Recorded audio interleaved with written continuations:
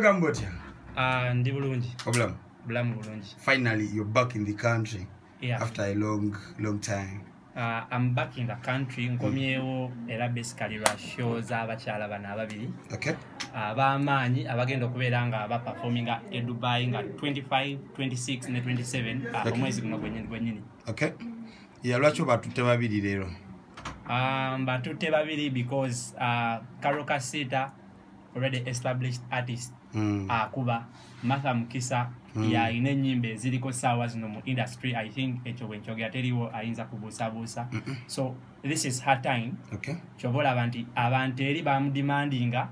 Chobola abantu promoter yatadeko Mukisa ne Karole Kasiita. So that two combination, I think it is going to be massive. Promoter yani most of the time bayimbe babafumegwanga betagane bamanya promoter kwabo to carry movie chankala nam. They need to know where exactly is taking them.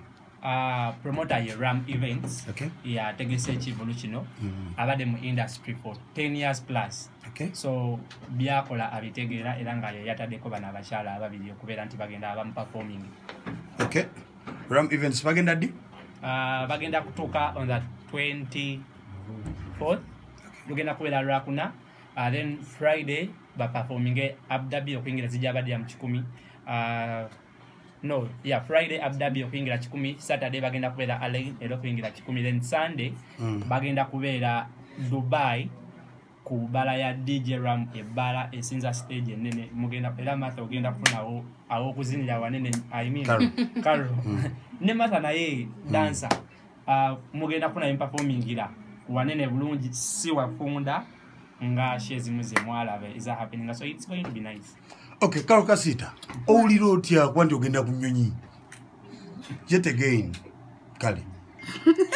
Owulira kwanti ogenda ku nnyonyi yet again. Never nange bantu boy. I feel good that I'm going to meet my fans. That's the excitement. It's not about the plane. It's about going to meet my fans about in a different country, which is Dubai. Okay. So I feel humbled that they requested for me, and I feel humbled that Ram Events reached out to me, and I feel blessed that I'm going to meet my fans in Dubai. Karol, abayimbi be Uganda basinga bagende Dubai. Bagenze kuyimba kasubige omalo kuyimba okoma e Kampala. Bagenze okolaki? Kwetega. Yo kwetega kuli awo, but still okwetega si kubi as long as no kuyimba oyimba. So temujja tugana kola betwagala because tweke twetega no kuyimba tuyimbe, and then we shall come back. Okay. Yes. Martha, how does it feel to have your one of the first international gigs you're receiving? How does it feel? I feel extremely good. I feel empowered. Kati now ngina kuongera mwongezi manyi kuba chimanyi kati banetagira ddala. Yes, so pulira bulungi nesunze okulaba kiri kitie Dubai abantu webajja enyiba bade baziwulira enyiba bazimanyi ayi nesunze nokuba nti ngina kutambula with Karole Kasiita. Yes, so yeah, wait. Okay, besides the performance and stuff like that, what else Chewesunze okubanga ogenda okufuna e Dubai? Ramba tubiza bagenda tuwayo ka special package. Simanyi waba tutwala wa Karole. Bayinza kuba bagenda tutwala. There is a special package? Yes. No, I didn't know. But something's kind of surprise. It's a surprise for us, so I'm really excited about that surprise. So I'm excited about it. Then I think also like because of my whole life has been in Uganda, so like something different. Yes. Oh, yeah. That's nice. Yeah. Vibes. Yeah. Tusubi the Chisembayo tabayimbi bafe bagenda kudabali safe. Yeah. Safety is very important when it comes to artists.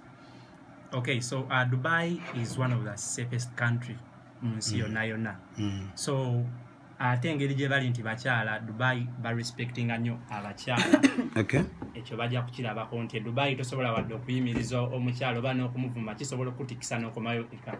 So since that there are ladies of status kigenda kwanguwa nnyo ne security wise Ram Events kakase genda kuba gikozeeko. Kino ekivulu abantu be Dubai mwena abali Dubai tubakubiriza mujje kubanga eno ye kilomo esembayo tugende mu Ramadan amabala gagenda byategakola gobo oli mupyanga wakajja Dubai show ya Mukisa ne Karole Kasiita ye esembayo nga event amabala ga closing completely.